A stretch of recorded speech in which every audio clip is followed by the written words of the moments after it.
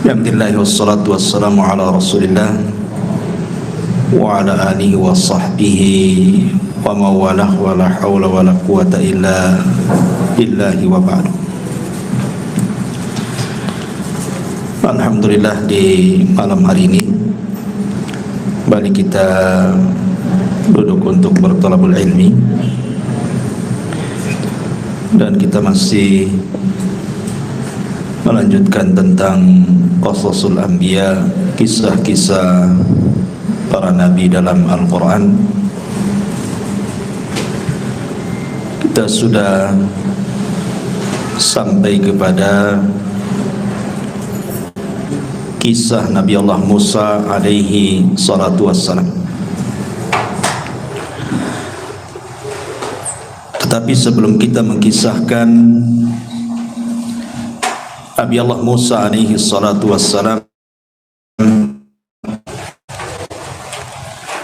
kisah Nabi Musa tidak lepas dari kisah-kisah Bani Israel. Jadi malam ini kita akan sedikit mengkisahkan dulu seputar kisah-kisah Bani Israel yang tidak ada kaitan langsung dengan Nabi Allah Musa alaihi salatu wassalam, dan mengkisahkan tentang kisah Bani Israel dibolehkan di dalam Islam. Sebagaimana hadis Abi Hurairah radhiyallahu an mengatakan, hadithu am Bani Israel wala haraj. Tidak mengapa kisahkan Bani Israel, tentang kisah Bani Israel, dan tidak mengapa, kata Nabi.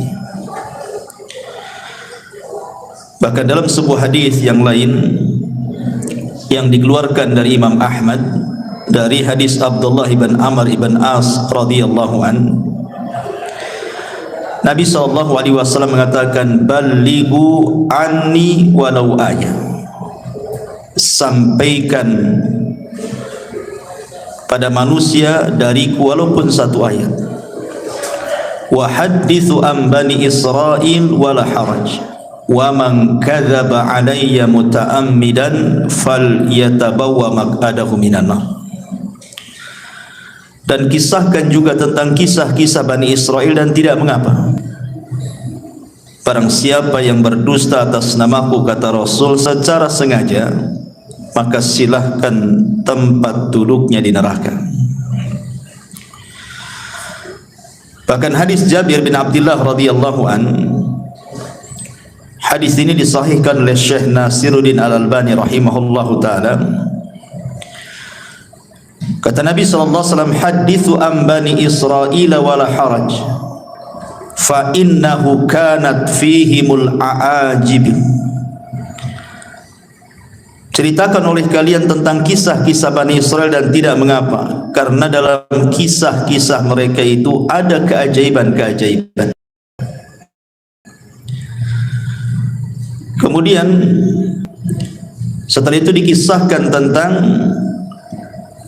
sekelompok manusia di zaman Bani Israel, di mana mereka ingin menghidupkan orang yang sudah mati. Kata beliau, Nabi sallallahu alaihi wasallam, summa ansha'a yuhaddithu sallallahu alaihi wasallam faqala kharra ta'ifatun min Bani Israel hatta atau maqbaratan lahu min maqabirihim faqalu law sallayna rak'ataini da'awna Allah azza wa jalla an yukhrija lana rajulan mimman qad mata nas'aluhu anil maut. Qala fa fa'alu fa bainahum kadzalika ittala'a rajulun ra'sahu min qabri. Kemudian dikisahkan ada sekelompok Bani Israel yang keluar sehingga mereka mendatangi salah seorang kuburan di antara kuburan-kuburan mereka. Lalu sebagian mereka berkata, sebaiknya kita solat 2 rakaat dan berdoa kepada Allah agar dia mengeluarkan kepada kami seseorang yang telah mati. untuk kita bertanya tentang rasa kematian. Lalu kemudian mereka pun berdoa. Ketika mereka sedang berdoa itulah tiba-tiba kemudian keluar kepala dari kuburan itu, muncul kepalanya ke atas. Kemudian ketika muncul kepalanya di atas itu, orang yang sudah mati yang dihidupkan ini tiba-tiba ngomong dan mengatakan, ya haula ma aradtum ilayya, wahai kalian, apa maksudnya kalian membangkitkan aku? Faqad mittu mundu mi'ati sana, aku sudah mati 100 tahun yang silam. Fama sakantu an hararatil maut wa an hararati al mauti, dan sampai sekarang aku masih belum terlepas dari rasa panas saat kematianku. Kemudian dia mengatakan, fad'ullah azza wa jalli an yu'idani kama kuntu, sekarang kalian berdoalah kepada Allah untuk Allah kembalikan kepadaku ke dalam kuburan. Ya mungkin kalau di zaman sekarang kan nggak ada dan tidak bisa juga kita lakukan, tapi hadis ini sahih. Makanya kenapa Nabi SAW mengatakan dalam kisah-kisah mereka itu terdapat keajaiban. Coba orang yang berdoa kepada Allah untuk minta dibangkitkan satu orang, tiba-tiba betul-betul dibangkitkan. Kemudian ditanya soal rasa kematian, dia mengatakan, aku sejak 100 tahun yang silam sampai sekarang masih merasakan panas, katanya. Kenapa kalian bangkitkan diriku? Apa maunya kalian? Kemudian dia meminta agar orang-orang ini berdoa kembali kepada Allah untuk dikembalikan lagi ke dalam kuburannya. Dan di sini juga ada faedah betapa dahsyatnya orang-orang yang masuk ke dalam kubur itu. Ma'asyiral muslimin yang dimuliakan Allah Azza wa Jalla. Tetapi walaupun demikian, Nabi SAW membolehkan untuk menceritakan kisah-kisah Bani Israel, bukan berarti kemudian semua kisah Bani Israel diceritakan, tidak. Karena ada yang sahih, ada yang tidak sahih, ada yang benar, ada yang tidak benar. Kalau sesuai dengan dalil kita ceritakan, kalau tidak sesuai jangan ceritakan.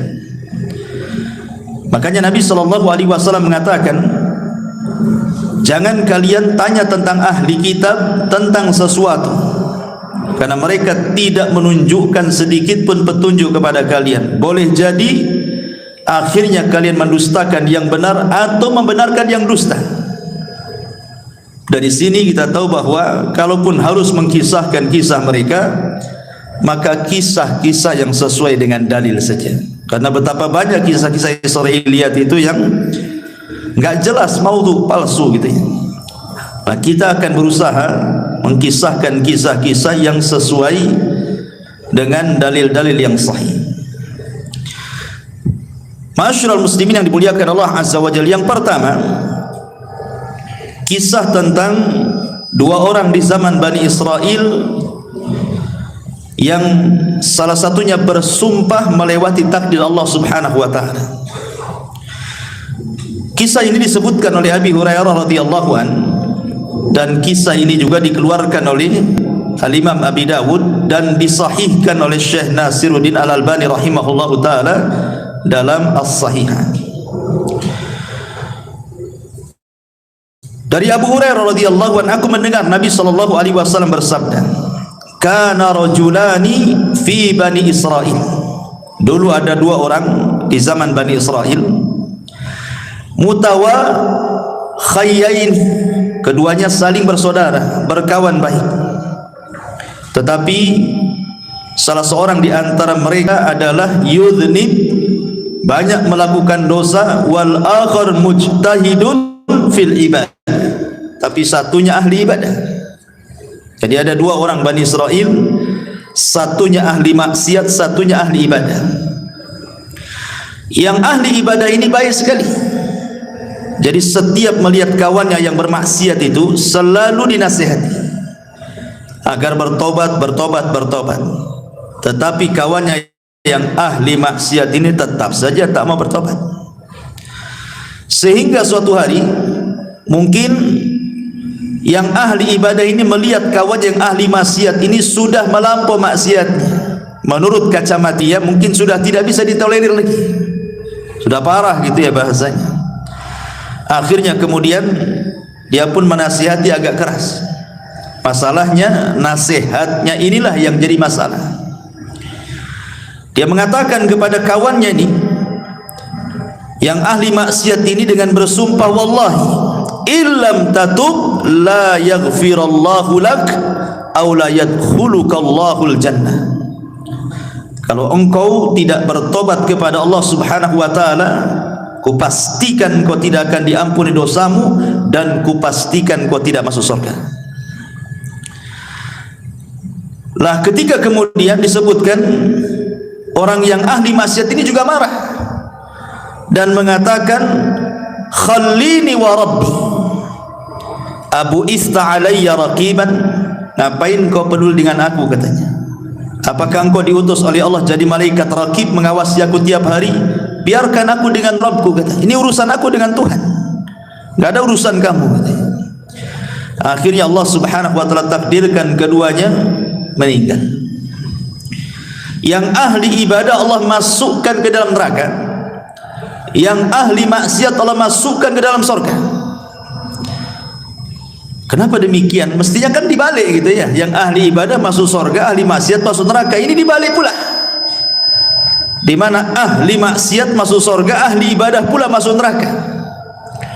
Masalahnya, kata Abu Hurairah radhiyallahu an, ketika mengomentari hadis ini, dia mengatakan, walladzi nafsi biadi, demi zat yang jiwaku berada di tangannya, kata Abu Hurairah, demi Allah, yang satu itu, maksudnya yang ahli ibadah itu, sudah mengucapkan dengan satu kalimat, au baqad dunyahu wa akhirata, yang menjadikan dunia dan akhiratnya terjungkal. Artinya tidak ada manfaatnya. Dunia tidak ada manfaat, akhiratnya pun tidak ada manfaat.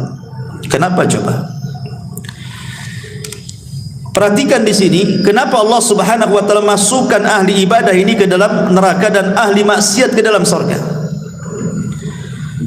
Karena yang ahli ibadah ini merasa ujub dengan ibadahnya. Dia merasa sombong dengan ibadahnya, seolah-olah dia paling suci dibandingkan kawannya yang ahli maksiat. Lah ujubnya inilah yang menjadikan Allah tidak suka. Sombong dia itu yang Allah tidak suka. Makanya ada kata-kata para ulama ini, seandainya ada ahli maksiat, semua maksiat dia lakukan, kemudian dia bertobat kepada Allah Subhanahu wa taala dengan tangisan, jauh lebih baik dibandingkan seseorang menghabiskan waktunya untuk ibadah tetapi ada ujub dalam hatinya. Jadi yang menjadikan orang ini masuk neraka apa? Karena ujub, merasa bahwa ibadahnya itu lebih hebat gitu ya. Sementara tidak tahu bahwa Allah Subhanahu wa taala itu tidak suka dengan ujub. Kemudian yang kedua kesalahannya adalah dia bersumpah atas nama Allah sehingga melewati takdirnya. Ingat, Allah yang menentukan ampunan dan Allah yang menentukan siapa yang berhak masuk surga. Tetapi orang ini sudah menentukan, kalau kau tidak bertobat, katanya, maka Allah tidak akan mengampuni dosamu dan kupastikan kau tidak masuk surga. Ini seolah-olah sudah mewakili Tuhan namanya. Ampunan itu milik Allah, surga milik Allah. Kenapa dia bicara seperti itu? Sementara yang ahli maksiat ini kan persoalan dia dengan Allah. Maksiat dia yang ia lakukan itu antara dia dengan Allah, bukan antara dia dengan hambanya. Kalau seandainya maksiatnya berkaitan dengan hamba itu lain lagi urusannya kan. Karena walaupun dia sudah bertobat, kalau orang yang kita zalimi belum memaafkan, Allah masih gantung tobat kita itu. Kalau dia tidak dimaafkan di dunia, maka ada kisah kelak pada hari kiamat. Tapi kan orang ini melakukan dosa antara dia dengan Allah. Rupanya Allah berkehendak mengampuni orang ini dan Allah masukkan ke dalam surga. Makanya ma'asyiral muslimin yang dimuliakan Allah Azza wa Jalla, di sini banyak faedah, di antaranya Tidak boleh seseorang itu sombong dan juga ujub. Yang kedua, tidak boleh merendahkan orang lain, merasa kita lebih hebat, lebih suci dan begitu seterusnya. Makanya di antara adab memberikan nasihat itu, tidak boleh seseorang merasa dirinya lebih suci dibandingkan orang yang kita nasihati. Kemudian yang ketiga, bahwa persoalan ampunan dan sorga itu adalah hak mutlak milik Allah. Sehingga mintalah ampunan kepada Allah dan mintalah sorga kepada Allah Subhanahu wa ta'ala. Dan di sini juga ada faedah yang sangat baik. Artinya apa? Menjaga lisan. Karena yang ahli ibadah ini masuk neraka itu bukan karena membunuh, bukan karena minum khamar, bukan karena berjudi, bukan karena berzina, karena lisan. Ngomong sama kawannya kan, niatnya kan baik gitu. Niatnya baik supaya kawannya tobat, tapi ucapannya salah. Sehingga Nabi SAW mengatakan, wa innal abda la yatakallamu bil kalimati la yulki laha balan min sakhatillah yahwi sahibuha fi nari jahannam. Terkadang ada seorang hamba mengucapkan satu kalimat tanpa sadar loh. Ini kan orang ini ngomong tanpa sadar karena emosi, sehingga mengeluarkan kata-kata kan. Tetapi tetap saja sadar ataupun tidak, orang ini karena sudah mengucapkan satu kalimat yang membuat Allah murka, cukup Allah masukkan dia ke neraka. Subhanallah. Bagaimana kalau ucapannya itu dirangkai sebelumnya? Memang sudah dirangkai dari rumah untuk ngomong gitu ya. Lebih parah lagi, orang ini tidak sadar karena saking marahnya dia ngomong begitu. Maka ini juga ada faedah tentang jaga lisan dan juga beradablah kepada Allah Subhanahu wa ta'ala. Jangan melintasi takdir yang sudah Allah takdirkan kepada setiap manusia. Ini kisah yang pertama. Kisah yang kedua, dari kisah-kisah Bani Israel, dari Muhammad ibn Sirin, dari Abi Hurairah radhiyallahu anhu, Nabi sallallahu alaihi wasallam bersabda. Ini bercerita tentang seseorang yang masuk surga karena memberi minum seekor anjing. Nabi mengatakan, bainama rajulun yamshi fashtadda alaihi al-atas. Ada seseorang berjalan di padang pasir, kemudian dia kehausan. Kemudian panazala bi'ran, nampaklah ada sumur di situ. Dia pun turun ke dalam sumur itu, fasyariba minha, kemudian dia berhasil minum dari air sumur itu. Summa kharaja, kemudian dia naik. Setelah naik, fa idza huwa bikalbin yalhath ya'kulu athara minal atshi. Tiba-tiba dia melihat seekor anjing yang melelehkan lidahnya saking kehausannya. Dia sampai kemudian memakan tanah yang ada di bawahnya, mencari air maksudnya. Kemudian ketika dia melihat hal itu, maka dia pun mencabut sepatunya. Thumma nazala 'alal bi'ri, kemudian dia pun masuk lagi ke sumur tadi, kemudian mengambilnya. Fasaqal kalba fasyakarallaha, kemudian dia memberi minum anjing tersebut. Setelah dia melihat anjing itu merasa puas gitu ya, dia bersyukur kepada Allah, dia bisa selamat dan anjing itu bisa selamat ya. Kemudian apa yang terjadi? Faghafara lahu, maka Allah ampuni dosa-dosanya. Kemudian mereka mengatakan, ya Rasulullah, wa inna lana fil bahaim ajran. Apakah, kata Nabi, para sahabat mengatakan, wahai Rasul, apakah kami akan mendapatkan pahala ketika kita berusaha untuk menyayangi binatang? Maka Nabi SAW mengatakan, fi kulli kabidi ratbatin ajrun. Kata Rasul, pada setiap yang berhati basah itu, kalau kita sayang dengan hal itu, maka itu dapat pahala. Artinya di sini ada faedah besar bahwa seseorang itu dalam Islam dituntut untuk menyayangi binatang. menyayangi binatang. Yang kedua, memberi makan atau minum kepada binatang itu termasuk sedekah. Termasuk sedekah. Sampai ada seorang syekh itu ditanya, "Ya syekh, apakah kalau seandainya saya punya peliharaan kucing, kemudian kita pelihara baik-baik, kita kasih minum, kita kasih makan, kita rawat dia, apakah kalau seandainya pahalanya aku kirim kepada orang tuaku yang sudah meninggal, apakah sampai?" Maka syekh ini mengatakan, ya tentu sampai, karena setiap sedekah itu bermanfaat untuk orang mati. Tapi tentu yang paling bermanfaat kepada orang mati tentu adalah doa. Yang pertama doa kan, baru kemudian sedekah. Yang paling manfaat bagi orang mati itu adalah doa dulu, baru kemudian sedekah. Di sini juga ada keutamaan kan gitu ya. Jadi orang ini memberi minum anjing itu bukan karena memberi minumnya, tidak, karena keikhlasan dia. Karena dalam riwayat itu ada juga riwayat yang mengatakan bahwa yang memberi minum itu seorang pelacur. Seorang pelacur dari Bani Israel, sama kisahnya. Kemudian seorang pelacur ini pun Allah Subhanahu wa taala masukkan ke dalam surga karena keikhlasan. Jadi bukan karena memberi minumnya, tetapi karena keikhlasan dia. Jadi Allah melihat keikhlasannya sehingga Allah masukkan wanita itu ke dalam surga, menunjukkan keutamaan ikhlas di sini. Ini kisah yang kedua. Kisah yang ketiga, kisah seorang nenek di zaman Bani Israel yang minta surga. Ini dijelaskan dalam riwayat Abi Musa al-Ash'ari radhiyallahu an. Hadis ini juga disahihkan oleh Syekh Nasiruddin Al-Albani rahimahullahu taala. Ketika Nabi sallallahu alaihi wasallam pulang dalam peperangan, kemudian kehabisan bekal. Kemudian dia pun mencari orang yang mau menjamunya. Ketemulah seorang nenek Yahudi di perbatasan Madinah. Dalam riwayat Arabian, seorang Arab Badui.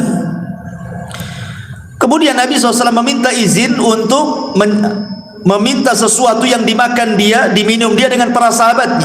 Maka dengan senang hati wanita Yahudi yang sudah tua, atau dalam riwayat seorang Arabi, seorang Arab Badui ini, memberi makan dan minum Rasul dan pasukannya. Maka Rasul itu ingat tidak pernah melupakan jasa kebaikan orang.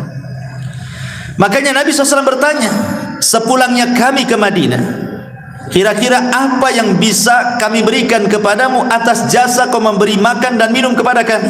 Nanti kami akan utus mengirim kebutuhan. Minta sekarang, kira-kira apa? Maka tiba-tiba kemudian dia meminta macam-macam. Dia mengatakan, naqatun atau naqatan narkabuha. Rasul, aku minta seekor unta lah, kirimkan nanti kemari supaya aku bisa ke sana kemari pakai unta punya kendaraan. Dalam riwayat dia meminta anjing supaya bisa menjaga kambing-kambingnya, kalbun yahrusu ghanami. Kemudian juga minta pembantu yang bisa membantu dia, seorang budak. Kemudian minta ini banyak kali permintaannya. Hanya ngasih makan dan minum. Ketika Rasul mengatakan kira-kira sebagai imbalan kebaikanmu apa, macam-macam dimintanya. Maka Rasul mengatakan, tidakkah kau lemah untuk seperti seorang nenek di zaman Bani Israel? Sahabat heran kenapa Rasul menyebut seorang nenek di zaman Bani Israel. Makanya sahabat bertanya, wa ma'ajuzu Bani Israel ya Rasulullah, apa yang Anda maksud seorang nenek di zaman Bani Israel itu wahai Rasul? Maka Rasul mengatakan, dahulu inna Musa alaihi salam, Nabi Musa alaihi salatu wassalam, lamma sara bi Bani Israel min Misra dhallu tariq. Jadi ketika Musa ini dengan Bani Israel menyeberangkan dari Mesir menuju perjalanan Palestina, tiba-tiba nyasar, sesat jalannya, nggak tahu kemana arahnya. Kemudian para tokoh-tokoh Bani Israel, orang-orang pilihan Nabi Musa ini mengadu kepada Nabi Musa dan mengatakan, kami ingat bahwa dahulu Nabi Yusuf alaihi salatu wassalam sebelum meninggal, dia berwasiat, agar dikuburkan di Palestina, jangan dikuburkan di Mesir. Akhirnya kemudian Nabi Musa mengatakan, kalau begitu kita ambil jasadnya, karena jasad para nabi itu tidak akan dimakan tanah. Walaupun ratusan tahun, ribuan tahun sekalipun, tetap saja jasadnya seperti itu. Kalau seandainya Allah izinkan kita membongkar kuburan Rasul kita, tentu jasadnya tidak akan dimakan tanah. Tapi kan tidak boleh kita mengambil jasad Nabi. Lah, akhirnya Musa bertanya, siapa di antara kalian yang tahu tentang letak kuburan Nabi Yusuf itu? Maka salah seorang di antara mereka ada seorang nenek zaman Bani Israel ini. Kata Nabi Musa, kalau gitu kita datangi nenek itu untuk menunjukkan di mana kuburannya. Datanglah kemudian Bani Israel ini kepada nenek Bani Israel tadi dan minta ditunjukkan di mana letak kuburannya.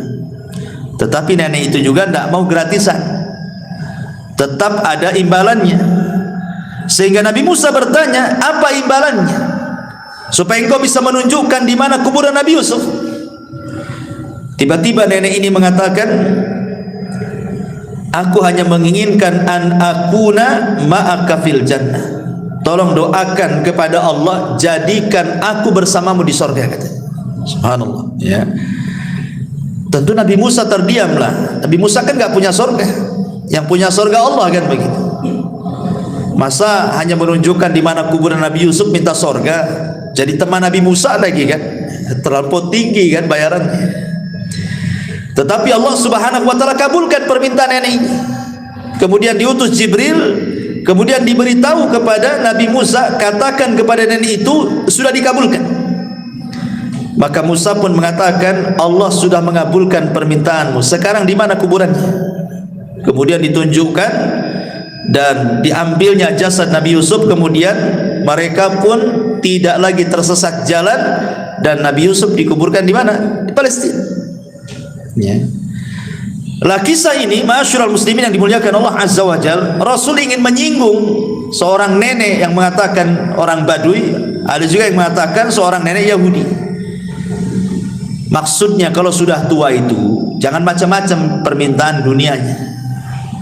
Lihat nenek zaman minta unta, minta anjing untuk menjaga ternaknya, minta pembantu, minta ini, minta itu. Kok sudah tua maksudnya? Kalau sudah tua itu dekat mati. Banyak-banyak minta surga gitu maksudnya. Karena di zaman Nabi sallallahu alaihi wasallam ada anak kecil yang luar biasa, namanya Rabi'ah ibn Ka'ab al-Aslami. Rabi'ah ibn Ka'ab al-Aslami, anak remaja, belum dewasa, masih remaja. Suka membantu Nabi sallallahu alaihi wasallam. Jadi kalau malam dia suka menginap di rumah Nabi untuk menyediakan keperluan Nabi kalau bangun sepertiga malam atau pertengahan malam, entah menyiapkan tempat wudunya, menyiapkan airnya. Jadi Nabi SAW melihat anak remaja ini masih kecil, kok semangat kali membantu dirinya. Maka Rasul SAW mengatakan kepada anak muda ini, mintalah sesuatu hai anakku, aku akan berusaha memberinya. Mintalah sesuatu untukku. Kalau anak-anak kecil zaman sekarang antum katakan minta apa nak, pasti jawabannya lato-lato. Minta apa? Lato-lato kan itu. Anak-anak kecil kan itu. Minta mainan ini, mainan itu kan itu. Tapi lihat anak kecil di zaman Nabi, dia mengatakan ketika Rasul mengatakan salini, minta sesuatu kepadaku.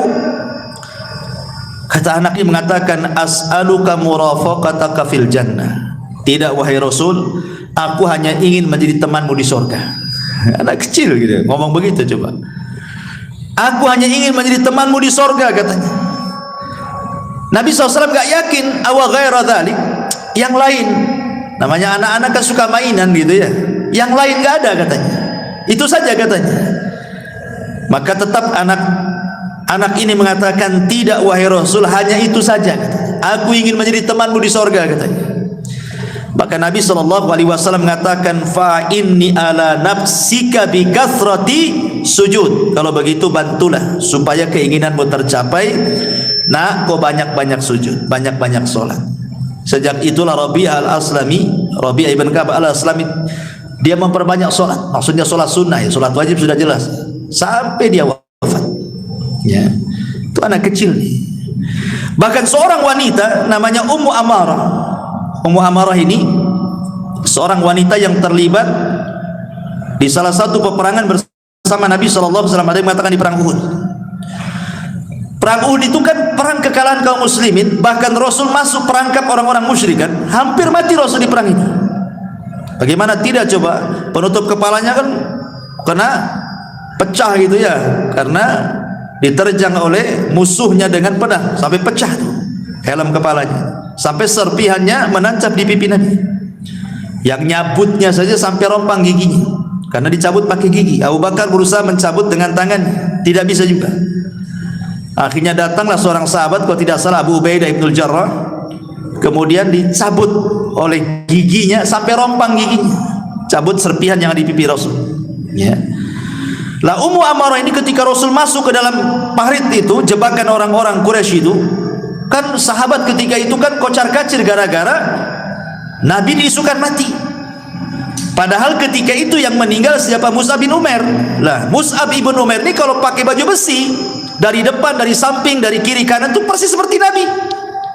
Jadi ketika Mus'ab bin Umair mati, disangka Nabi yang mati gitu. Tersebar isu bahwa Nabi meninggal gitu di perang Uhud itu. Akhirnya kemudian para sahabat banyak yang lari. Tapi datanglah Anas bin Nadar menyemangati mereka untuk kembali ke peperangan. Akhirnya mereka maju lagi ke peperangan. Cuman ketika mereka lari kan Rasul sedikit yang melindungi. Lah salah satunya seorang wanita namanya Ummu Amarah. Padahal tugasnya seorang wanita dalam peperangan itu bukan untuk perang, untuk mengobati orang luka kan itu ya, menyediakan konsumsi gitu. Ini karena melihat kacau, ikut dia dalam peperangan. Ketika dia betul-betul menghalangi panah-panah orang itu untuk sampai kepada Nabi SAW, jadi badannya dijadikan tameng, jadi panah-panah itu menancap sama dia gitu. Kemudian kata Nabi SAW, karena melihat semangatnya Ummu Amarah, kata Rasul, salini ya Ummu Amarah, mintalah sesuatu wahai Ummu Amarah sekarang. Kata Ummu Amarah, as'aluka ma'aka fil jannah, aku hanya minta kepadamu, tolong sertakan aku di sorga bersamamu. Akhirnya kata Rasulullah, kalian akan bersamaku di sorga. Nah, gitu kan. Orang dulu ya, dari anak kecil minta sorga, perempuan minta sorga. Ini pula orang yang sudah mau mati, kata Rasulullah, kenapa kau tidak minta seperti orang tua di zaman Bani Israel minta sorga, minta dunia pula gitu. Nah, jadi di sini juga pelajaran besar bagi kita bahwa kalau usia itu sudah menginjak tua, nah, perbanyaklah dekat-dekat masjid, banyak zikir, dekat-dekat dengan Allah kan. Walaupun tua bukan tanda-tanda mati kan, tapi umumnya orang tua dekat ajalnya. Kenapa? Karena umurnya sudah dibatasi. Dalam hadis Rasul, umatku ini umurnya berkisar 60 sampai 70. Lewat dari situ sedikit. Hati-hati nih kalau sudah 60 tahun ke atas ya, harus banyak-banyak dekat dengan Allah Subhanahu wa taala. Ini diantara kisah Bani Israel juga. Kemudian kisah yang lain, kisah seseorang yang luar biasa bertawakal kepada Allah Subhanahu wa taala, kisah tentang amanah. Dari Abi Hurairah radhiyallahu an, dia menceritakan dari Nabi sallallahu alaihi wasallam, annahu dzakara rajulan min Bani Israil sa'ala ba'dha Bani Israil an yuslifahu alfa dinar, bahwa ada seorang Bani Israel yang meminjamkan pinjaman kepada Bani Israel yang lainnya, seorang laki-laki di Bani Israel yang lainnya, sebanyak 1000 dinar. 1000 dinar banyak ikhwan. 1 dinar itu kalau mau diemaskan pakai rab lebih, kalau dirham separohnya. Kalau 1000 nah berapa tuh? Banyak kan itu, ratusan juta kan itu. Lah ketika kemudian sudah berhadapan nih orang yang mau pinjam utang nih kepada orang yang punya uang ini, masalahnya ketika itu tidak ada saksi. Gimana ini tidak ada saksi? Kalau kita kan, kalau antum pinjam uang sama saya, kalau di atas 50 juta kan tentu harus ada saksi gitu ya, kalau perlu bawa notaris gitu ya kalau kita ya.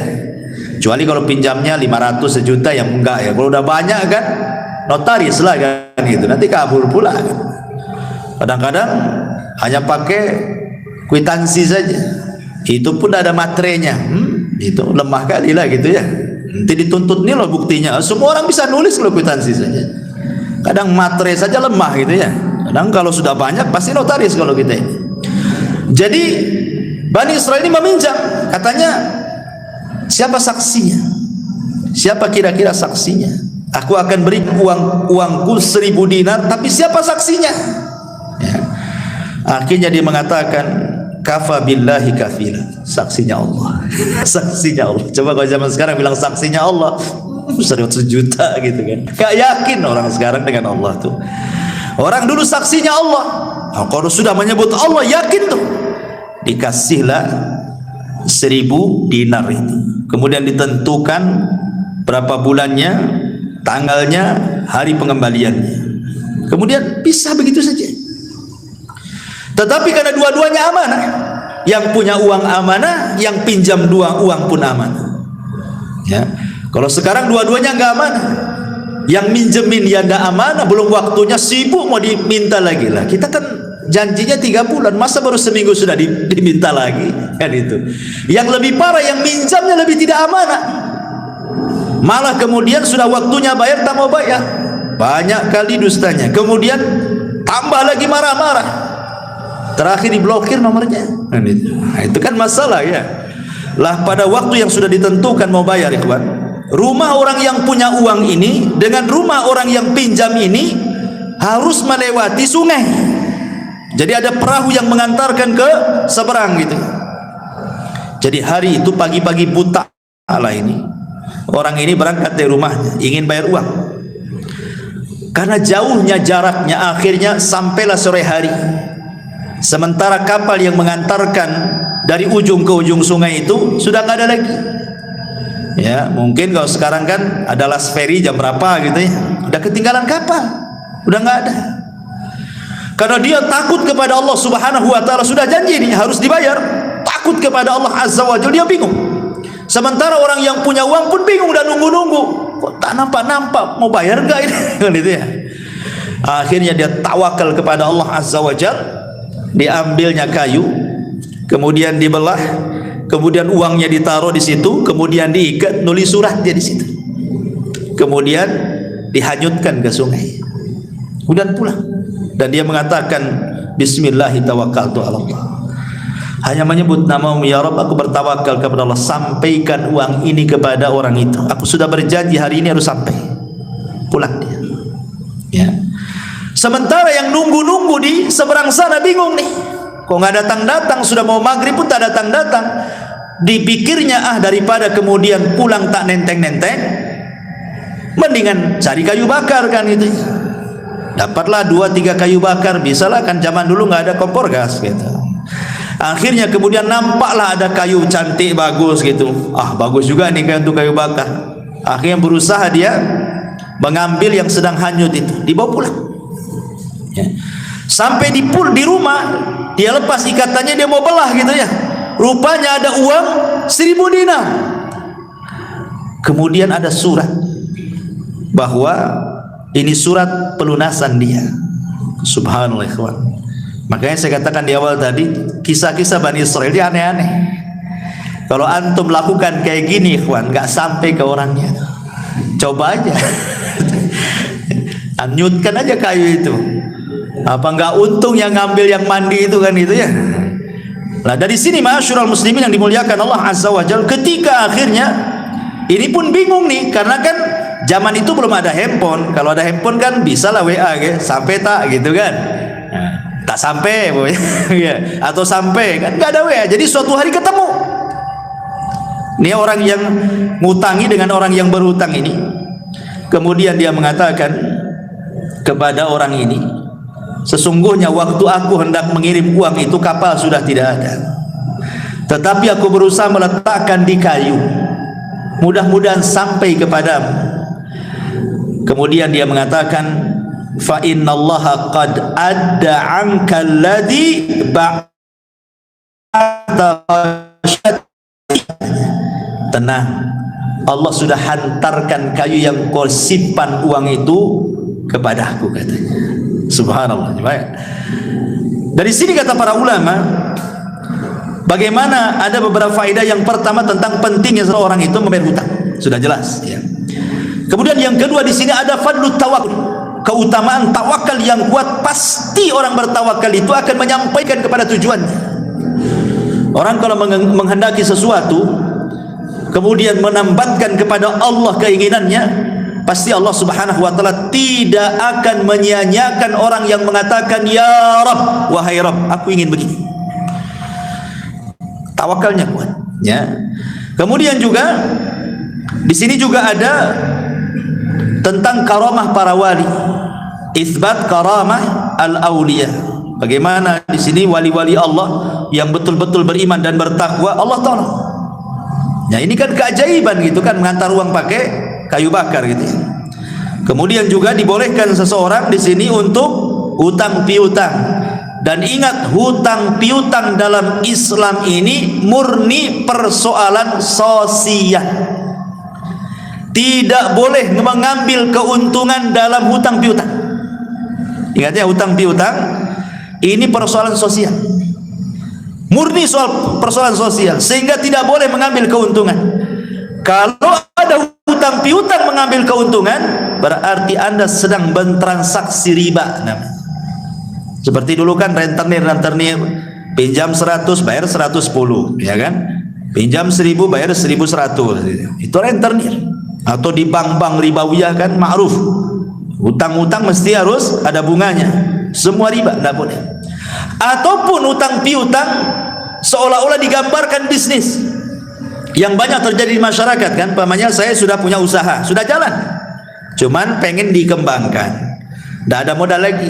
Datanglah anak ke antum, ada nggak antum uang 50 juta per bulan, saya kasih antum 2 juta, mau nggak?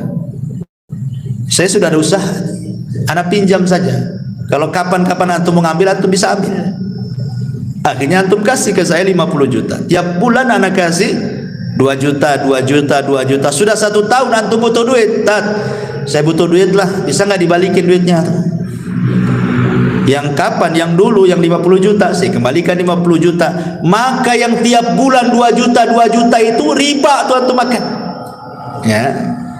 Itu bukan bisnis namanya, itu hutang piutang namanya. Kalau bisnis itu tidak bisa dibuat nominal secara angka, harus dibuat nominal secara persen. Nih keuntungan bulan ini berapa, akadnya kamu berapa persen, saya berapa persen, oke lah 60, 40, 70, 30 kan gitu ya. Tidak boleh diangkakan tiap bulan kamu 2 juta. Kenapa? Sebab kalau untung banyak, yang rugi yang punya modal. Kalau untung sedikit, yang rugi yang memainkan modal. Masa dalam bisnis ada untung rugi gitu kan? Harus sama-sama, senang bagi 2 gitu ya, susah juga ditanggung bersama. Nah, itu yang terjadi di masyarakat. Nah, yang seperti ini riba tidak boleh, karena ada kaidah mengatakan kullu qardin jarran naf'an fahuwa riba. Setiap barang jaminan yang kemudian terdampak ada manfaat, maka manfaatnya riba. Kan seolah-olah begini, saya taruh 50 juta tapi jaminannya kamu ngasih 2 juta per bulan, seolah seperti itu jadinya. Nah, maka ini riba, tidak boleh ya. Jadi kalau seandainya kita ini naruh modal 50 juta, 100 juta kemudian rugi, ya kan kesepakatan namanya rugi. Gimana lagi? Kecuali kalau seandainya teledor, umpamanya nih bisnisnya herbal, tanpa sepengetahuan pemodal ganti pula bisnis sepeda motor. Nah, itu lain lagi itu keteledoran orang yang memainkan modal namanya. Ya berhak kita mengambil uangnya. Akan kita kan jual herbal, kenapa jadi jual motor second antum? Akhirnya rugi kan itu. Balik duitnya, itu tidak masalah. Ya, jadi kalau itu kesalahan yang memainkan modal namanya. Tapi intinya dalam kisah ini ikhwan, bahwa pentingnya seseorang itu perhatian dengan utang piutang ini. Jangan enak ketika berutang, tak enak pula ketika membayar. Itu kebanyakan ya. Tapi ini juga kisah di zaman Bani Israel. Kemudian juga yang lain kisah di zaman Bani Israel adalah kisah orang yang membanggakan nasab. Hadis ini dikeluarkan Imam Ahmad dalam musnadnya dari sahabat Ubay ibn Ka'ab radhiyallahu anhu. intasaba rajulani ala ahdi Rasulillah sallallahu alaihi wasallam. Jadi ada dua orang di zaman Rasul. Di zaman Rasul dua orang itu berbangga dengan nasab. Dan ingat orang-orang jahiliyah dulu itu memang paling suka berbangga dengan nasab. Makanya ada ayatnya. Apa ayatnya? Alhaqumut takatsur hatta zurtumul maqabir. Maqabir. Apa artinya alhaqumut takatsur hatta zurtumul maqabir? Jadi orang-orang jahiliyah itu saking berbangga dengan nasab sampai menghitung kuburan. Nih kabilahku jumlahnya 1000 orang. Berapa kabilahmu? Oh, kabilahku banyak, 1500 orang. Kemudian mereka datang ke kuburan. Ayo kita hitung kuburan-kuburan loh. Nih, lihat kuburan, sampai hitung kuburan orang itu. Nih kuburan, ini kuburan ini, dihitung tuh kuburan tuh. Nanti banyak-banyakkan kuburan tuh. Terutama kuburan-kuburan orang-orang yang nenek moyangnya berhasil. Oh ini yang ini dulunya mantan menteri nih. Nah, ini mantan jenderal nih. Nah, begitu berbangga dengan kuburan orang jahiliyah itu. Jadi zaman Rasul, satu orang berbangga dengan nasab dan mengatakan, kamu tahu siapa saya? Kata, saya anak fulan ibn fulan ibn fulan ibn fulan ibn, sampai 9 kakeknya disebut. Kemudian setelah dia menyebut 9 kakeknya, dia menghina kawannya dari kabilah lain dan mengatakan, amma anta fala ummalaka. Adapun kamu, saya yakin tidak punya keturunan sehebat aku, katanya. Rasul hebat. Rasul marah. Apa yang kalian lakukan, kata Rasul, persis seperti 2 orang di zaman Bani Israel. Rasul mengkisahkan tentang kisah Bani Israel. Kemudian Rasul menceritakan, di zaman Nabi Musa, Bani Israel itu ada 2 orang persis seperti kalian. Yang satu mengatakan ana fulan ibnu fulan ibnu fulan ibnu fulan ibnu fulan, sampai 9 kakeknya disebut. Dengan bangganya dia mengatakan, lihat kakek buyutku nih, orang-orang hebat semuanya. Amma anta fala ummalaka. Adapun kakek buyutmu paling orang-orang biasa saja, katanya. Sekarang udkur abaka, sebutkan turunan, ya. Akhirnya kemudian dengan malu-malunya dia mengatakan, adapun ana fulan ibnu fulan ibnu fulan. Dia cuma menyebutkan 2 kakeknya saja, karena kakek yang ketiganya kafir. Dia benci menyebut kakeknya yang kafir. Kemudian dia ulang lagi, ana fulan ibnu fulan ibnu fulan ibnul Islam. Dia bilang kakeknya yang kafir itu dikatakan Islam. Saya anaknya fulan bin fulan bin Islam, katanya. Karena dia enggak mau kaki yang keempat, ketiganya itu kafir masalahnya. Dinasabkan ke Islam. Kemudian Allah takdirkan, kata Rasul, keduanya wafat. Yang berbangga dengan kakek-kakeknya, buyutnya, walaupun kafir, walaupun tidak beriman, bangga dia sebutkan semuanya sampai 9 kakeknya. Allah masukkan ke dalam neraka. Adapun yang menyebutkan kakeknya cuma 2, ketika menyebut kakeknya yang ketiga dia tidak mau karena kafir, akhirnya dinasabkan ke dalam Islam, kemudian dimasukkan ke dalam surga. Kemudian Allah Subhanahu wa taala mengatakan kepada yang berbangga dengan kakeknya yang ke-9 itu, fa anta ashiruhum, engkau yang ke-10 kau ke neraka, gitu. Kan disebutkan 9 kan, dia yang ke-10-nya gitu. Adapun engkau, katanya, masuklah ke dalam surga, fa anta thalithuhuma, engkau yang ketiganya, masuk ke surga, katanya. Gitu kan, bayangkan orang ini masuk neraka ya, bukan karena mencuri, bukan karena minum khamar, karena nyebutkan saya putra ini putra ini putra ini masuk neraka. Ngeri kan, menyebutkan nasab ini. Dan ini yang paling banyak, terutama di daerah-daerah itu yang masih membanggakan kesukuan biasanya, ya kan, yang ada marga-marga, ada ini itu, kadang-kadang dia bisa merendahkan marga lain dan meninggikan marga dia kan. Atau mungkin daerah yang masih kental dengan kesultanan kan, merasa dia darahnya biru, antum ini darah merah, apalagi itu tuh darah hitam, katanya. Ini kan masalah ya kawan kan. Nah, ini masalah. Jadi jangan sampai membanggakan keturunan karena tidak ada manfaatnya. Fala ansaba yauma idzin, terputus nasab pada hari kiamat. Nggak ada nasab-nasab. Makanya Rasul mengatakan, man batta'a bihi amaluhu lam yusri bihi nasabuhu. Kata Rasul, kalau lambat amalnya, percuma nasabnya. Hari ini orang ngaku syarifah, syarif, habib, habibah gitu ya. Percuma saja ngaku habib keturunan Nabi. Kalau kelakuannya kayak bajingan, buat apa kan itu? Percuma, karena yang dilihat itu bukan nasabnya, tapi amalannya. Lalu apa berbangga dengan nasab kan itu? Terkadang ada orang berbangga dengan nasab sedikit, saya keturunan Nabi, keturunan Nabi, keturunan Nabi kan itu. Ya, kita perlu berbangga juga. Nabi masih ada keturunan, kita muliakan mereka. Tetapi kalau buat kesombongan, buat apa coba? Maka nasab itu tidak ada gunanya di akhirat. Yang menjadikan orang masuk surga itu adalah amalan. Baik. Kemudian juga kisah yang lain, masih kisah di zaman Bani Israel, adalah kisah 3 orang yang diberikan penyakit kemudian diuji dengan nikmat. Masyhur kisahnya ya, karena terdapat dalam kitab Riyadhus Shalihin, hadis dari Abu Hurairah radhiyallahu anhu, di mana hadis ini juga terdapat dalam Sahih Bukhari Muslim, sudah jelas sahihnya ya. Jadi di zaman Bani Israel, singkat saja saya cerita, saya tidak akan baca nasnya kepanjangan. Di zaman Bani Israel itu ada 3 orang yang Allah Subhanahu wa taala berikan penyakit. Yang pertama abras, yang kedua aqra, yang ketiga a'ma. Abras, aqra, a'ma ya. Maksudnya abras itu seseorang yang punya penyakit sopak ya. Sopak itu apa ya? Semacam penyakit kulitnya, rusak kulitnya ya. Baras. Kemudian yang kedua, Allah Subhanahu wa taala berikan penyakit aqra, penuh dengan penyakit di rambutnya sehingga tidak satu helai pun rambut itu tumbuh dan banyak boroknya. Ingat di zaman dulu kan, zaman baheula lah ya, yang sudah tua-tua ini biasanya dulu kan rambut ini sudah kayak mahkota. Zaman dulu kan rambut tuh mahkota, makanya zaman dulu itu yang nampak di di pesak belakang celana itu bukan dompet, sisir. Ya kan, zaman dulu kan sisir di sini tuh. Nampak gagang sisirnya. Kalau zaman dulu kan dikit-dikit nyisir ini. Karena zaman dulu rambut itu luar biasa.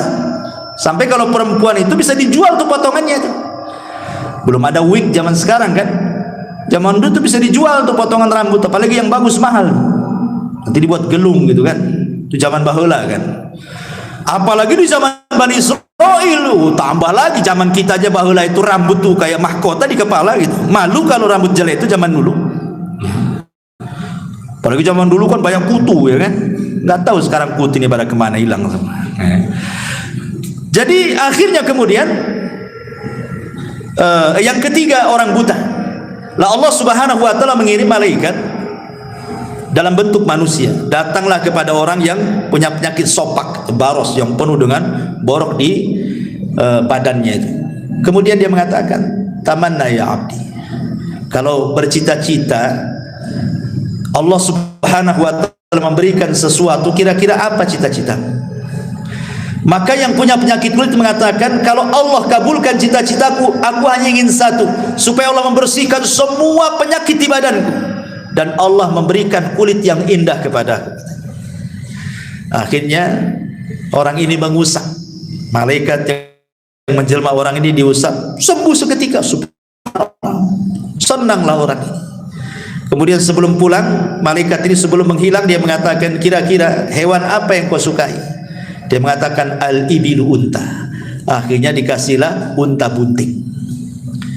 Kemudian malaikat ini berpindah ke orang kedua, sama pertanyaannya.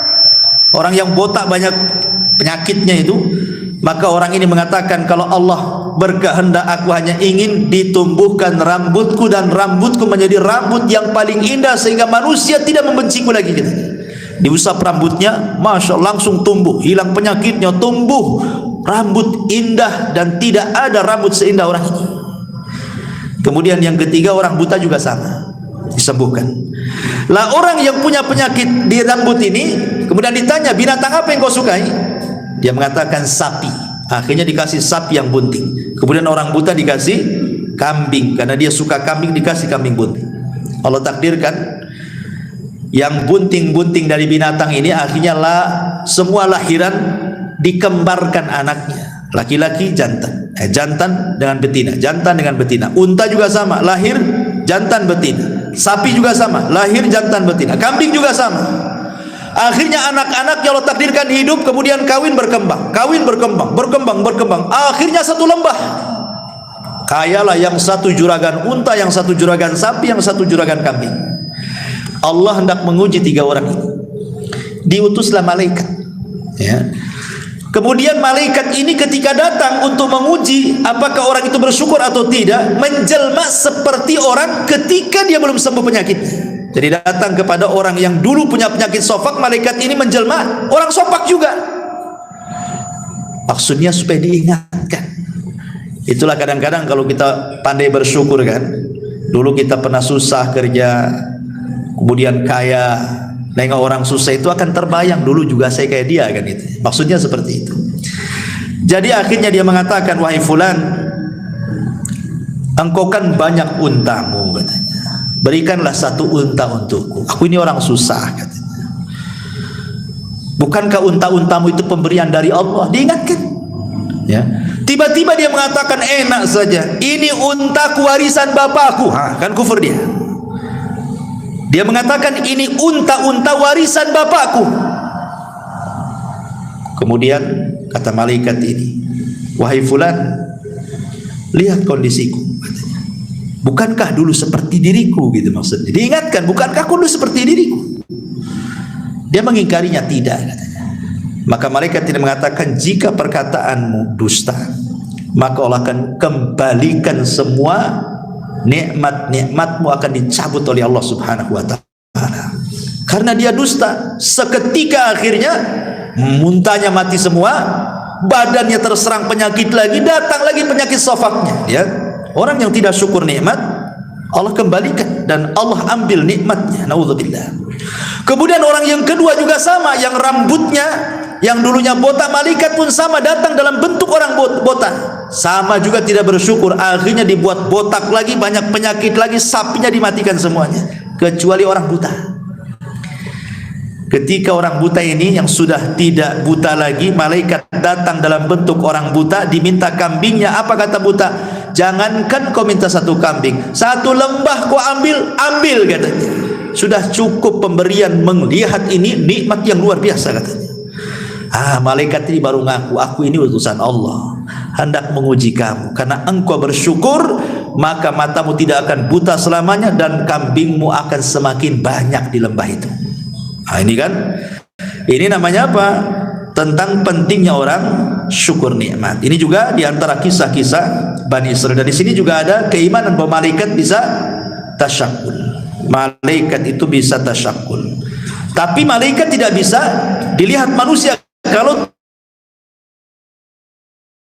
aslinya nggak ada manusia yang sanggup melihat kecuali Nabi, kan itu ya, atau orang-orang yang diizinkan Allah Subhanahu wa ta'ala, atau kecuali hewan. Kalau hewan mungkin bisa melihat malaikat, seperti ayam bisa melihat malaikat. Makanya Rasul mengatakan apabila mendengar kokokan ayam di mana, gitu ya. Untung yang punya ayam tuh kan, malam-malam dibukokok nih. Jangan-jangan ada yang nyuri ayam saya ini. Gitu ya. Minta nikmat atau ayamnya hilang, katanya. Baik. Ini juga kisah dari kisah-kisah Bani Israil. Kemudian yang lain, kisah yang masyhur saja ya. Kisah yang lain, kisah yang dikeluarkan Imam Muslim dan juga Imam Bukhari dari sahabat Abdullah ibn Umar radhiyallahu anhu.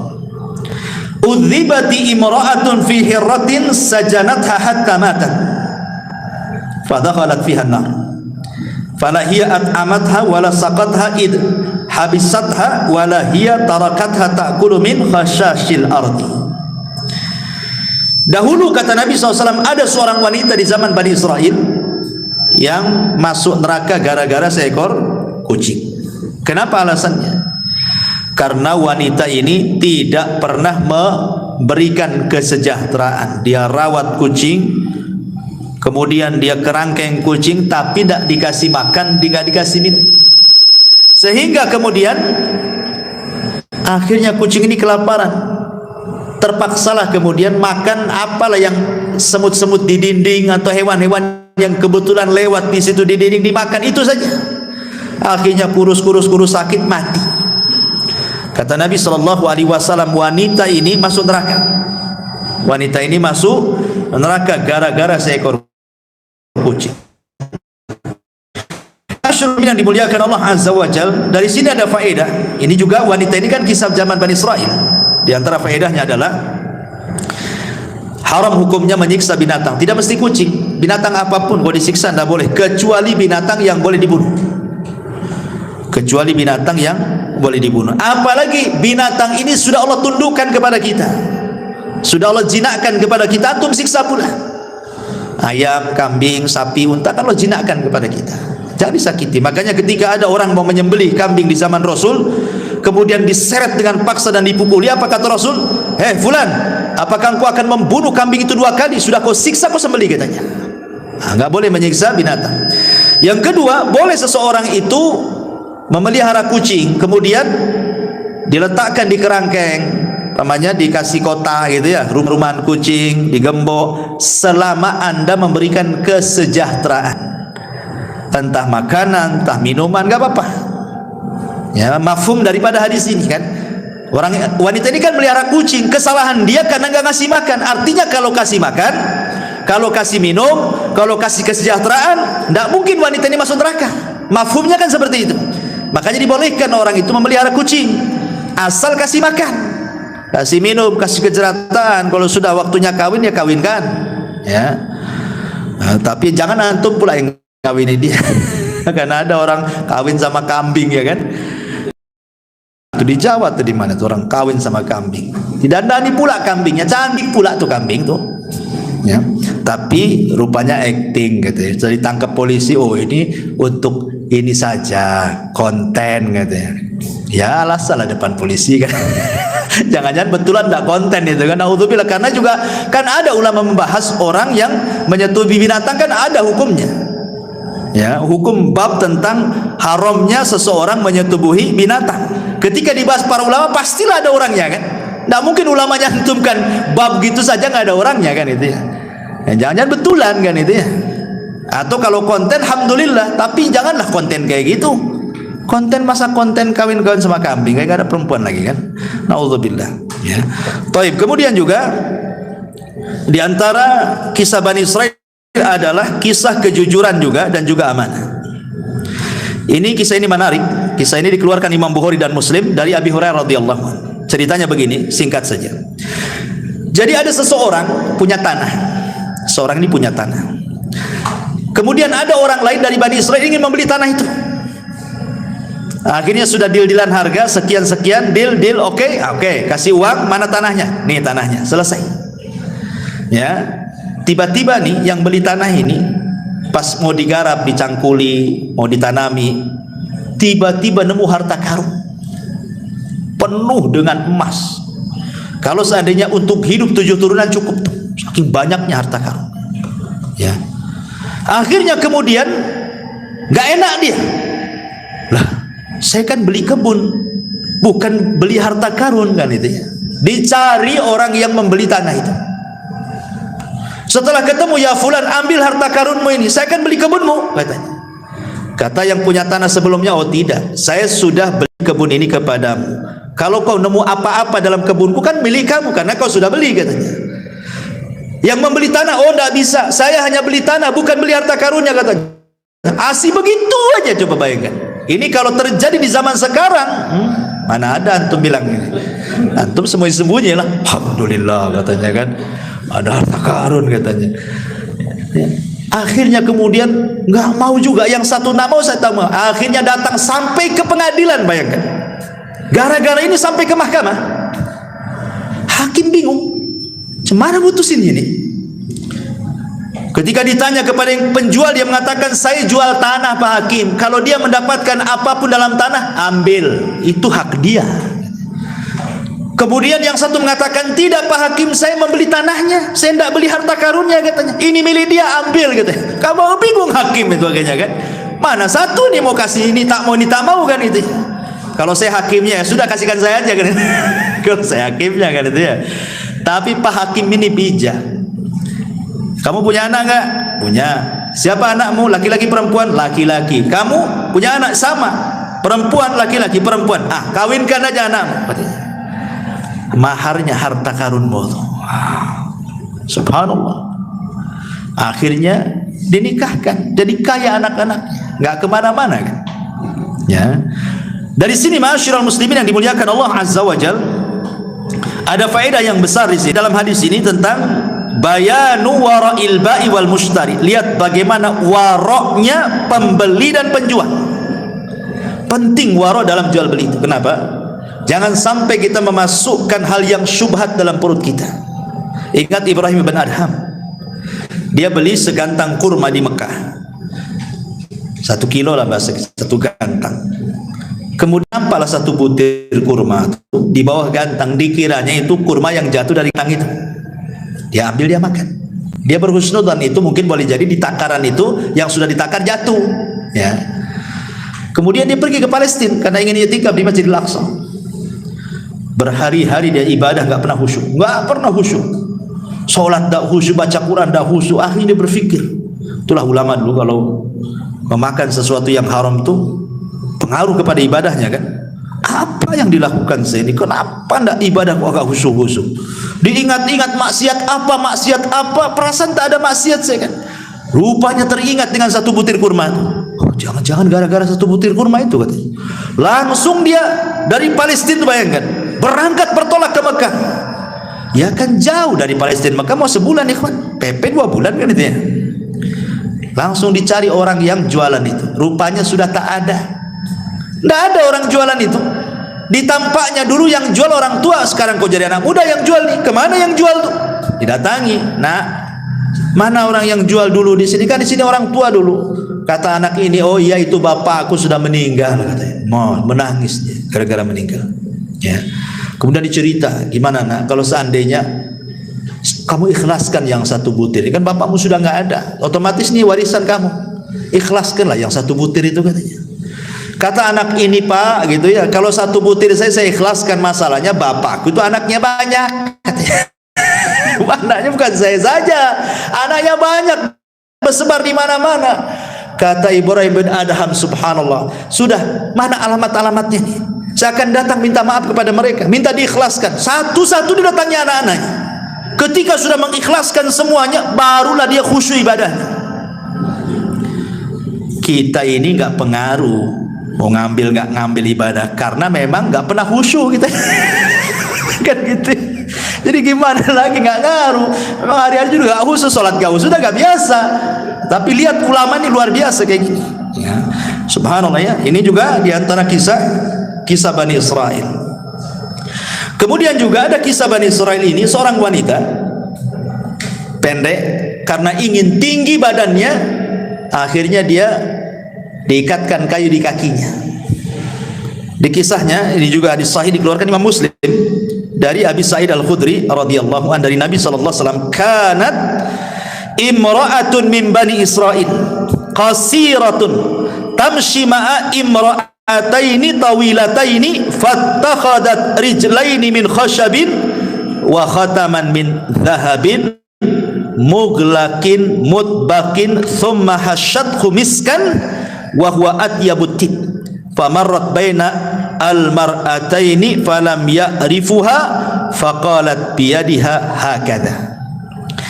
Dari Abu Sa'id Al-Khudri radhiyallahu an, bahwa Nabi SAW kemudian dia berjalan di antara 2 wanita yang tinggi. Lalu dia memakai sepatu dari kayu supaya tinggi juga gitu ya. Apa bahas sekarang pakai hak ya, sepatu tinggi itu ya. Dan cincin dari emas yang tertutup. Kemudian dipolisinya dengan minyak wangi dari misik. Dia adalah wewangian yang paling wangi saat itu, dan sampai saat ini juga misik juga paling wangi kan. Dan minyak misik ini paling susah karena kan diambil dari darah menjangan. Jadi kalau ngambil minyak misik ini ada menjangan, atau menjangan ya kijang. Itu kijang liar, lari kencang. Nanti pas lari itu ditangkap. Nah, nanti darah khususnya, enggak semua darahnya, ada darah-darah tertentu dalam kijang itu setelah lari kencang, itulah bahan minyak misik itu. Makanya mahal, karena harus kejar-kejaran dulu dengan kijang baru dapat minyak misik kan gitu. Minyak misik ini mahal gitu ya. Lah, kemudian lalu wanita ini berjalan di antara dua wanita itu, maka mereka para laki-laki tidak mengetahui. Kemudian dia ayunkan tangannya begini sambil gerak-gerak cincinnya. Cincinnya kan sudah diolesi minyak wangi sehingga laki-laki tidak kenal dia. Dari sini kata para ulama, larangan tidak boleh memakai kaki palsu supaya nampak tinggi badan. Larangan tidak boleh. Ya kan sekarang banyak kan sepatu ditinggi-tinggiin biar nampak tinggi gitu ya. Tidak boleh, haram. Ya. Dan di sini juga ada larangan tidak boleh seorang wanita berhias untuk di luar kepada suaminya. Berhias di luar tidak boleh. Menunjukkan bahwa berhias di luar suaminya bagi seorang wanita ini tradisinya siapa?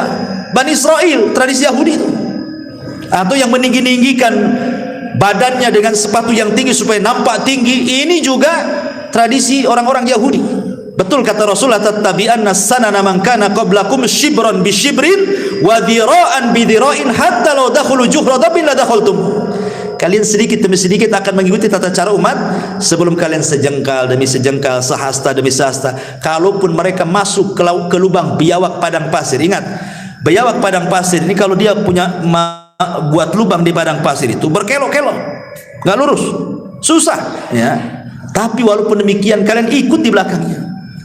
Dan ingat ya, dhob padang pasir dengan dhob Batam beda. Biawak padang pasir dengan biawak Batam beda. Kalau biawak padang pasir itu warnanya putih, kalau biawak Batam warnanya hitam. Kalau biawak padang pasir makan sayur, kalau biawak Batam makan ular atau makan ngeri, makan semua kanibal kan. Ya, jadi nggak bisa disamakan. Oh, Rasul melihat Khalid bin Walid makan biawak gitu ya. Kemudian kata Khalid makan Rasul, kata Rasul tidak. Di negeriku nggak ada. Di sini ada sunnah takrir namanya. Rasul tidak mengharamkan dan tidak memakan. Artinya boleh makan biawak. Tapi biawak seperti apa yang bisa dimakan? Biawak di padang pasir yang enggak kanibal. Sebab kalau biawak padang pasir nih disatukan dengan biawak Batam satu kandang, dimakan tuh biawak padang pasir tuh. Ya. Nah, jadi tidak semua biawak. Kalau biawak kita haram lah. Dia kan termasuk hewan yang muftarish, ya, hewan yang nerkam dengan kukunya, ya kan, itu tidak boleh. Ya, kalau biawak padang pasir kan udah yang dimakan dia rumput, sayur, dia enggak kanibal, beda hukumnya. Ya. Intinya bahwa di sini tidak boleh larangan seorang wanita meninggi-ninggi badan dengan kayu dan sepatu dan begitu seterusnya. Taib. Kemudian juga kisah yang selanjutnya ya, yang sahih dikeluarkan Imam Muslim tentang kisah hujan yang hanya menyirami satu petak tanah saja. Dijelaskan dari Abu Hurairah radhiyallahu an, Rasul bersabda, "Bainama rajulun fi falatin minal ardi fasami'a sautan fi sahabin iski hadiqata fulan." Adalah seorang Bani Israel berjalan di pemantang sawah. Tiba-tiba nengok ada awan hitam sedang berjalan. Di balik awan itu ada yang bicara, "Hujani kebunnya si Anu." Ini anak muda heran, kenapa ada suara? Tengok kiri kanan tak ada, tengok depan belakang tak ada. Rupanya ketika tengok ke atas, rupanya suara dari atas. Terus berbicara, "Hujani kebun si fulan, hujani kebun si fulan bin fulan." Terus penasaranlah anak muda ini, diikuti awan itu. Setelah jauh dari pematang sawah itu, rupanya awan hanya berhenti di satu petak tanah itu saja. Kemudian hujan di situ. Anehnya, sebelah kiri, sebelah kanan, depan belakang tidak terkena cipratan air hujan itu. Hanya satu petak itu saja. Kok bisa? Di Batam saja kalau hujan lokal ya enggak gitu kali lah kan gitu. Berapalah satu petak tanah kan itu ya? Ya kalau hujan lokal satu tiban kan itu, Batam Center tidak. Ini satu petak dihujani. Akhirnya kemudian penasaranlah anak muda, ditunggu siapalah pemilik kebun ini. Lama keluar pula pemiliknya. Kemudian di-stop.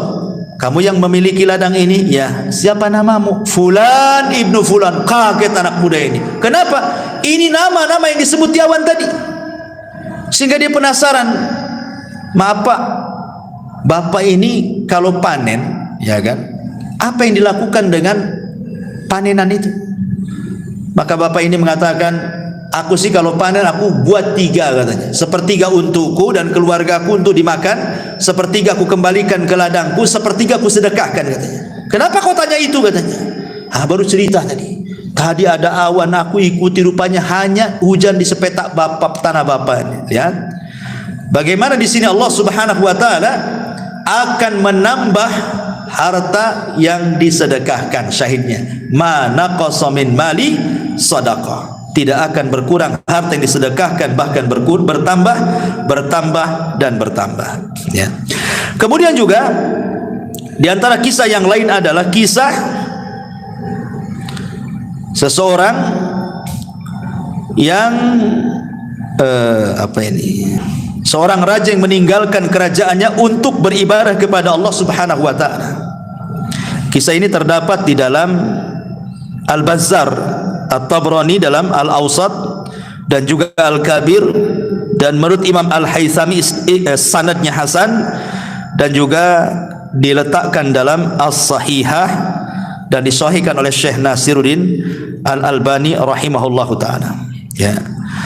Diceritakan oleh Abdurrahman ibn Abdullah ibn Mas'ud dari bapaknya, dari Nabi sallallahu alaihi wasallam.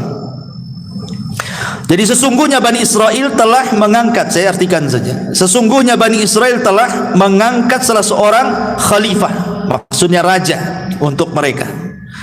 Maka sang khalifah itu berdiri salat di bawah sinar bulan di atas Baitul Maqdis. Lalu ia mengingat beberapa hal yang telah diperbuatnya. Maka ia berpegang dengan sebuah tali. Pada pagi harinya tali itu masih tergantung di masjid itu. Namun ia telah pergi. Lalu raja ini pergi sampai tiba di sebuah kaum yang tinggal di tepian laut. Lalu dia mendapati mereka sedang membuat batu bata. Maka ia bertanya kepada mereka, bagaimana kamu membuat batu bata ini? Lalu mereka memberitahunya. Maka ia membuat batu bata bersama mereka, dia makan dari hasil tangannya, sehingga ketika tiba waktu sholat, ia bersuci, salat. Lalu ada seseorang pekerja yang melaporkan hal itu kepada pemimpin negeri itu, dan dia berkata, di tengah-tengah kami ada seseorang yang berbuat ini dan itu. Maka pemimpin itu mengirimkan orang untuk menemuinya agar ia datang kepadanya.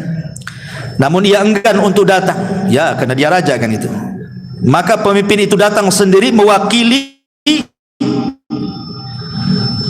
teman-temannya, rakyatnya, sehingga kemudian berjumpalah antara pemimpin dan pemimpin ini kan itu. Kan ini kan nyamar, raja nyamar ya. Ini pemimpin ini juga pemimpin daerah situ kan, berjumpa. Lalu kemudian setelah berjumpa, dia berkata, tunggulah aku ingin berbicara padamu satu kalimat saja. Maka orang itu berdiri sehingga berbicara dengan pemimpin itu dan memberitahukan kepadanya bahwa ia adalah seorang raja dan bahwa ia pergi karena takut terhadap dosa. Pemimpin negeri itu berkata, sesungguhnya aku akan menyusul berbuat seperti itu bersamamu. Maka keduanya beribadah kepada Allah dan kemudian meminta kepada Allah agar diwafatkan berdua, sehingga keduanya wafat. Maka Abdullah bin Mas'ud berkata, kalau aku berada di Rumailah Mesir, tentu aku akan memperlihatkan kepada kamu kuburan kedua raja tersebut yang tobat bersama-sama. Luar biasa kisah ini kan. Jadi bagaimana di zaman Bani Israel ada seorang raja yang takut dosa, kemudian karena takut dosa ditinggalkan kerajaannya. Nampaklah rakyatnya di situ ada yang sederhana, kerjanya cuman buat batu bata, ikut pula di situ. Kemudian dia kerja bersama mereka, makan bersama mereka. Disitulah dia merasakan lezatnya hidup bersama orang-orang susah. Tidak seperti ketika dia jadi raja gitu kan. Akhirnya kemudian kan aneh, raja itu kan beda penampilannya, pasti terawat gitu ya. Orang desa kan nampak orang desa ya, nggak terawat badannya ya. Ini raja tentu ya, kalau di zaman sekarang kayak setingkat menteri saja bersih-bersih itu ya, sauna, stimbat atau apa yang penting dirawat. Jadi dicuriga loh orang-orang ini, mana ini orang mana ini, kok ganteng banget. Dilaporkan kepada raja tempatan situ. Kemudian rajanya datang, gitu ya. Kemudian ngomong-ngomong baru cerita, aku ini raja juga. Terenyuhlah raja situ. Kok bisa dia raja datang ke daerahnya, kumpul bersama rakyatnya hanya untuk beribadah? Itu daerah dia. Makanya dia pun kemudian mengambil ibrah dari pelajarannya. Dia pun ingin sama seperti dia. Akhirnya sama-sama kerja, hidup di situ, beribadah di situ sampai mati. Kan itu. Nah, ini kan luar biasa. Ini menunjukkan juga nasihat kepada para pemimpin. Ini hadis ini isyarat kepada para pemimpin, karena dulu ada namanya Yahya al-Burmuki di zaman di zaman Bani Umayyah. Dia dipercaya oleh Khalifah Harun ar-Rasyid untuk memimpin kota Madinah. Tetapi dia pun melintasi wewenangnya sebagai gubernur. Dia pun berkasus. Akhirnya Harun ar-Rasyid menangkap dia dan anaknya dipenjarakan. Yahya al-Burmuki. Sehingga anaknya ini bingung kesalahan bapaknya apa, sama-sama masuk penjara kan gitu. Jadi anaknya ngomong kepada al-Burmuki ini, Yahya al-Burmuki ini mengatakan, wahai abi, dulu kita ini dihormati, dihargai, macam-macam orang mandang kita sekali perintah orang langsung laksanakan. Kenapa setelah hidup senang kita kok disempitkan dalam penjara ini? Ada apa wahai ayah? Bingung anaknya.